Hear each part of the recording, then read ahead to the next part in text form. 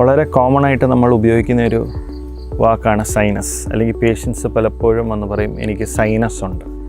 അപ്പോൾ സൈനസ് എന്ന് വെച്ചാൽ നമ്മുടെ സ്കൾ ബോണിനകത്തുള്ള ചില ഹോളോ സ്പേസുകളാണ്. അതായത് ജസ്റ്റ് എയർ നിറഞ്ഞിരിക്കുന്ന ചില ക്യാവിറ്റികളാണ് സൈനസ്. അപ്പോൾ അതെല്ലാവർക്കുമുണ്ട്. അത് നമ്മൾ ജനിക്കുമ്പോൾ എല്ലാ സൈനസും ഡെവലപ്ഡ് അല്ല. നമ്മളിപ്പം നോക്കുകയാണെങ്കിൽ നമുക്ക് ഓരോ സൈഡിൽ ഓരോ ഹാഫിൽ 4 സൈനസ് വെച്ചുണ്ട്. അപ്പോൾ മൊത്തത്തിൽ 8 സൈനസുകളാണ്.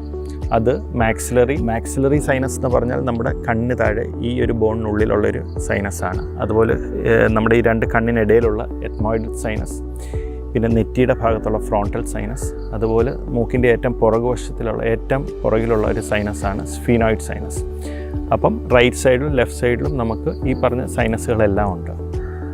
അപ്പോൾ ഇത് കൊച്ചു കുട്ടികളിൽ അല്ലെങ്കിൽ ജനിക്കുന്ന സമയത്ത് ഈ സൈനസുകൾ കംപ്ലീറ്റ് ആയിട്ട് ഡെവലപ്ഡ് അല്ല.